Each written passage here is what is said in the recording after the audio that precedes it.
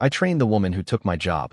I handed her every secret, every shortcut, every lie that kept the company running. 6 months later, her father was under federal investigation, and the daughter I mentored was the one who put him there. Last month, he called me from the wreckage of his own life and asked me for one more favor. 20 years. 2 decades of my life. And on a Tuesday in March, Hal Dunleavy called me into his office and said the words, budget restructuring, like he was ordering a sandwich. I didn't cry. I want you to know that.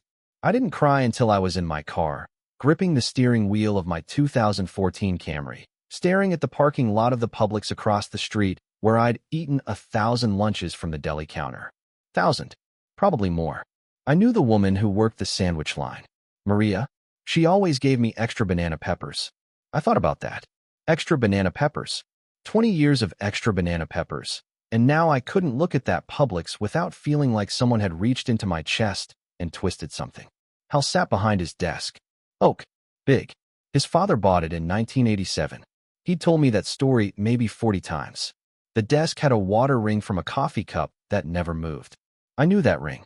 I'd stared at it through every performance review, every raise negotiation, every "we're a family here" conversation that ended with me getting 2% and a handshake. You're a valued member of this team, Marcus. Valued. There's a word. Valued like a vintage lamp. Appreciated in theory, easy to replace in practice. He didn't look at me when he said it. He looked at the water ring. Or maybe through it. I don't know. I was watching his hands. They were steady. Hal's hands were never steady. Hal's hands shook when he signed checks, shook when he poured coffee, shook when he lied to his wife about where he'd been Thursday nights. But they were steady now. That should have told me everything. I signed the papers. Severance. 2 weeks per year of service. 40 weeks. Sounded generous until you did the math on Cobra. Until you thought about the mortgage on the house in Smyrna that Linda and I bought in 2019, back when we still thought the world worked a certain way. I packed my desk. Nobody came by. That was the thing that hurt, I think. Not the firing. The silence. The way Karen from accounting suddenly needed to make copies. The way Tom, who'd sat next to me for 11 years, found something fascinating on his computer screen. 20 years. 11 years next to Tom. And he couldn't look at me. I carried a box. One box. 20 years fit into one cardboard box with a lid that wouldn't stay closed. My daughter's kindergarten photo.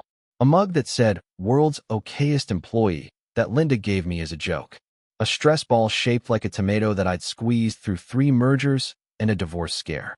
I put the box in my trunk. I sat in the Publix parking lot. I ate a sandwich from the deli. Maria wasn't working. The new guy didn't give extra banana peppers. The LinkedIn post appeared 6 days later. Excited to announce I'm starting a new chapter as Senior Operations Manager at Dunleavy & Associates. Grateful for this incredible opportunity to learn from the best. #blessed #new beginnings. The photo showed her in my chair. My chair. The one with the broken lumbar support I'd learned to love because it forced me to sit up straight. She had her feet on the desk. The desk with the water ring. She was wearing shoes I recognized. Hal bought them. I knew because I'd processed the expense report. Client entertainment, he'd called it. The client was his daughter's birthday. Her name was Brittany. She was 26. She had a degree in communications from a school I'd never heard of. Her previous job was brand ambassador for a tequila company, which meant she stood at bars and handed out samples. Now she was senior operations manager. My title. My salary, according to the Glassdoor update someone posted 3 hours after her announcement. ×2. Double what I made after 20 years. I stared at that post for maybe an hour. I refreshed it. I read the comments. "So proud of you, sweetie," from Hal's wife. "You deserve this," from someone named Tiffany. "Can't wait to see what you do," from a professor whose name I didn't recognize. I didn't post anything. I wanted to. I wrote 3 responses. Deleted all of them. What was the point? The algorithm would bury it. The narrative was already set. Budget cuts. Restructuring. Young blood. Innovation. The words didn't mean anything. They were just sounds you made to cover the smell of nepotism. Hal called me on a Thursday, 2 weeks after the firing, 1 week after Brittany's announcement. "Marcus, buddy, how you holding up?" Buddy, not valued member. Buddy, like we were in a bar, like he hadn't fired me, like I hadn't seen the photo of his daughter's shoes on my desk. "Fine, Hal. I need a favor. Not a favor. An opportunity. For both of us." He wanted me to train her. 2 weeks. Transition support, he called it. Help Brittany get up to speed on the systems. The clients. The nuances. The nuances. That was his word for the things you can't put in a manual. The way Henderson at Allied always needed to talk about his golf game for 20 minutes before business. The way Mrs. Patterson expected you to remember her dog's name. The way the quarterly reports had to be formatted or the board would reject them on principle. The shortcuts. The workarounds. The little lies that kept the machine running. He offered half my old salary. For 2 weeks. Half. I said yes. I don't know why. I really don't. Maybe I wanted to see her fail. Maybe I wanted to see the chair one more time. Maybe I just didn't know what else to do with my mornings. Linda was at work. The house was quiet. Too quiet. I found myself talking to the TV, commenting on the weather to no one. I needed somewhere to be. So I went back. Through the same doors. Past the same security guard, Jerry, who looked at me like he was seeing a ghost. Up the same elevator that smelled like the same fake vanilla air freshener that had been empty since 2018, but nobody replaced because everyone was used to it. Brittany was waiting in the conference room. She wasn't in my chair. She was at the long table, tapping her phone, nails clicking like a metronome. She looked up when I came in. She smiled. It was a real smile. Not performative. Not mean. Just young. Unburdened. The smile of someone who'd never had to wonder if they deserved what they had. Marcus, Dad told me so much about you. I'm so excited to learn from you. She said Dad. Not Mr. Dunleavy. Dad. In the office. In the conference room, where I'd watched how fire 4 people over the years. Where I'd sat through meetings about right-sizing and synergy and all the other words that meant someone was losing their livelihood so the numbers would look better. Sure, I said. Let's get started. I taught her everything. The Henderson protocol. The Patterson dog. The quarterly report formatting. The shortcuts. The workarounds. The little lies. I taught her which clients paid on time and which ones needed follow-up calls on the 15th. I taught her who to CC on emails and who to leave off. I taught her that the coffee machine on the 3rd floor was actually better than the one on 2, but you weren't supposed to use it if you weren't on the executive team. I taught her that Hal's open door policy closed at 4:30 p.m. sharp, and that we should grab lunch sometime meant I will never schedule lunch with you. I taught her every shortcut Hal ever used to keep the company running. I had no idea that a year later, a federal prosecutor would ask her to repeat every word of it under oath. She took notes. Actual notes. In a leather notebook with her initials embossed on the cover. A gift, probably. From Hal. From Dad. She asked questions. Good questions, sometimes. About why we did things a certain way. About which clients were actually profitable versus which ones just looked good on the roster. About the history of the company. About me. What was your first day like? She asked on Wednesday of the 2nd week. We were in the break room. The good coffee machine. I was breaking the rule. She didn't know there was a rule. Scary, I said. I was 24. I thought I'd be here 2 years. Tops. Get some experience. Move on. Why didn't you? I looked at her. She was stirring her coffee. Too much sugar. 3 packets. She didn't need the caffeine. She needed the ritual. I recognized that. I'd been that. I don't know, I said. I guess I kept waiting for the right moment to leave. And then I realized I'd been waiting so long that leaving felt like failing. Like the 20 years would be wasted if I didn't make it to 21. Or 25. Or 30. She nodded like she understood. She didn't. She couldn't. She was 26 and had never had a job she didn't get through her father's phone call. That's sad, she said. I laughed. I didn't mean to. It just came out. A bark. Sharp. She flinched. Sorry, I said. You're not wrong. It is sad. It's just, nobody said it out loud before. She looked at me then. Really looked. Not through me. Not past me. At me. And I saw something. A flicker. Not guilt, exactly. Something more complicated. Recognition, maybe. The first hint that she understood her chair had a previous owner. That her shoes had been bought with someone else's labor. That blessed wasn't just a hashtag. It passed. She smiled again. The young smile. Well, I'm going to do great things here. Dad says I have a real head for business. Your dad's right, I said. You do. I don't know why I said that. It was true, maybe. She was quick. She asked the right questions. She'd be fine. Better than fine. She'd be good. And that was the thing that made it worse. If she'd been incompetent, I could have hated her cleanly. But she was capable. She was eager. She was learning. She was me, 20 years ago, except with a safety net made of her father's connections and a salary I never touched. I finished the training. I shook her hand. I walked past Jerry, who didn't look surprised this time. I got in my Camry. I drove to the Publix. Maria was working. She gave me extra banana peppers. I didn't write the letter. I want to be clear about that. I know what you're thinking. I know the story you want. The revenge. The anonymous tip. The IRS. The audit. The boss selling his house. The daughter's career in ruins. The narrator standing over the ashes, righteous and justified. That didn't happen. I thought about it. Of course I did. I sat at my kitchen table, laptop open, cursor blinking in a blank email. I knew things. I knew about the deductions that weren't exactly legal. I knew about the cash payments to contractors who didn't exist. I knew about the shell company in Delaware that existed only on paper and in-house QuickBooks. I knew because I'd processed the paperwork. Because I'd been valued. Because valued employees don't ask questions. I could have written the letter. I had the details. The dates. The amounts.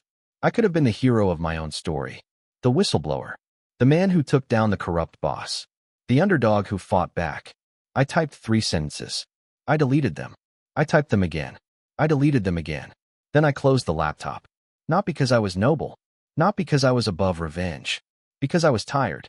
Because 20 years of looking the other way had made me complicit, and sending that letter would mean admitting I'd known. For years. For a decade. I'd known.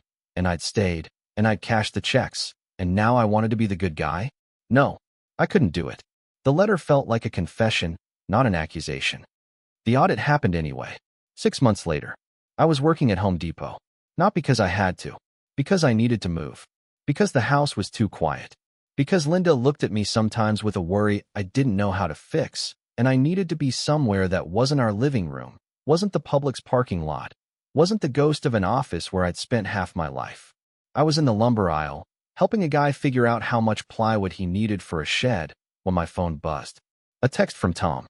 The Tom who hadn't looked at me when I packed my box. Holy shit. IRS. How's office? Today. I didn't respond. I finished with the plywood guy. I went to break. I sat in the break room, which smelled like the same fake vanilla as the old elevator, and I read the news. It wasn't a big story. Local business journal. Dunleavy and Associates under federal investigation. A paragraph. Maybe 2. Allegations of tax irregularities. Hal Dunleavy unavailable for comment. I read it 3 times. I looked for my name. It wasn't there. I looked for Brittany's. It was. Company officials, including Senior Operations Manager Brittany Dunleavy, have retained counsel. I put my phone down. I ate my sandwich. Turkey and Swiss on wheat. Linda made it. She still made my lunch, even though I was 47 and perfectly capable. She'd been making my lunch for 20 years. Old habits. The break room had a TV. It was playing the news. Local. Weather. Traffic. A house fire in Marietta. Nothing about Hal. I finished my sandwich. I went back to the lumber aisle. For about a week, I genuinely didn't know if my name was going to come up too. I'd processed those expense reports. I'd seen the shell company paperwork cross my desk 100 times and signed off on it without asking a single question. If the investigators pulled the records back far enough, they'd find my signature right next to Hal's. The trial took a year. I followed it. Not obsessively. Just. I read the articles. I checked the court docket. I knew when Hal took the plea. I knew when Brittany testified. I knew when the judge sentenced him to 18 months. Minimum security. White collar. He'd be out in 10. I didn't go to the sentencing. I thought about it. I drove past the courthouse. I kept going. My name never came up. Not once. I checked the indictment myself, 3 times, just to be sure. Hal had kept that part clean, the one decent thing he did with all of it. Brittany got probation. She'd cooperated. She'd testified against her father.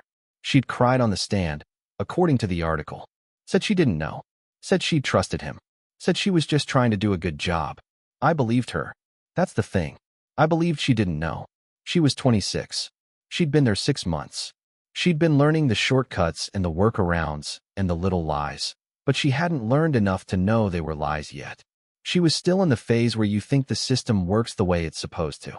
Where you think your father is a good man who made a mistake, not a man who made a choice every day for 10 years.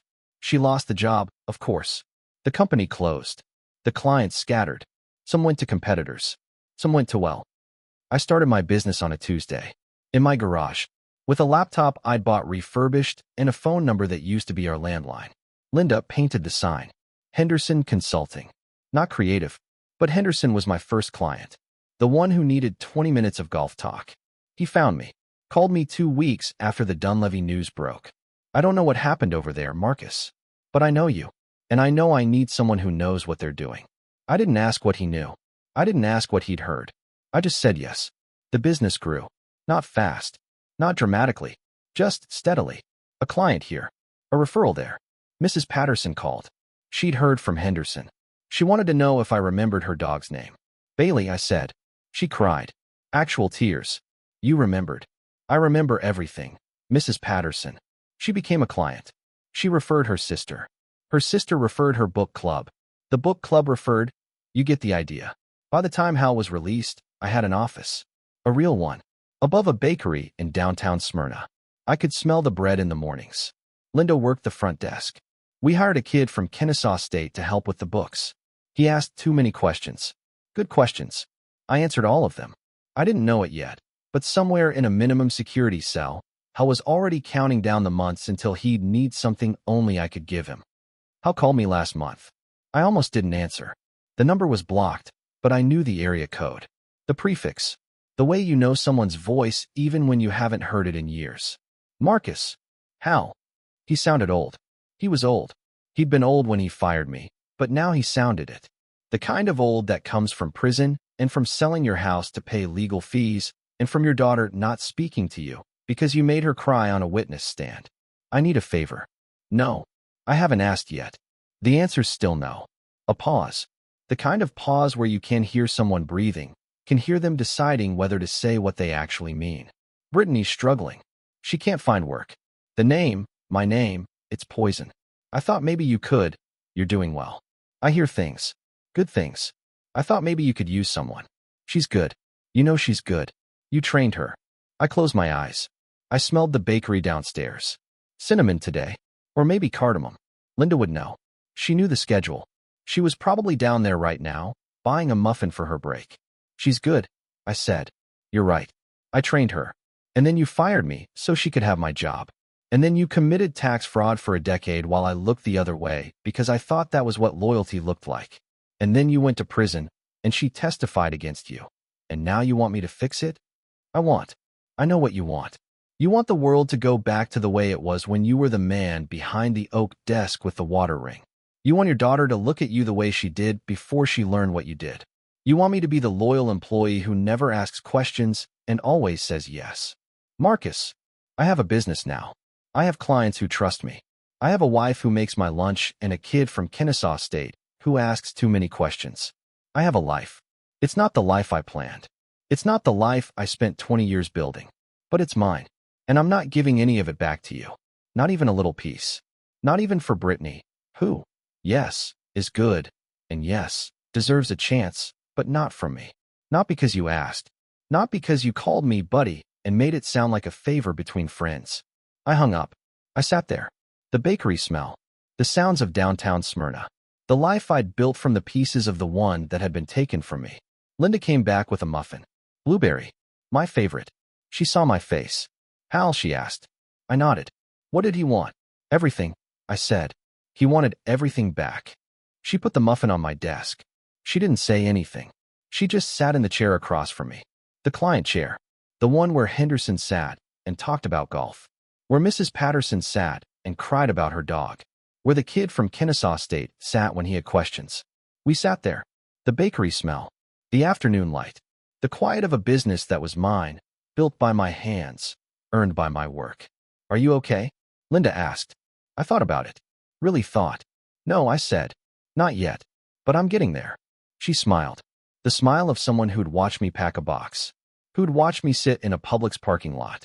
Who'd watch me work at Home Depot and start a business in a garage and build something new from something broken. Good, she said. Getting there's enough. I saw Brittany once. At a coffee shop. Not the good machine on the 3rd floor. A real coffee shop. Independent. The kind that doesn't have an executive team. She was alone. Laptop open. She looked up when I came in. She recognized me. I saw it. The flicker. The same one from the break room.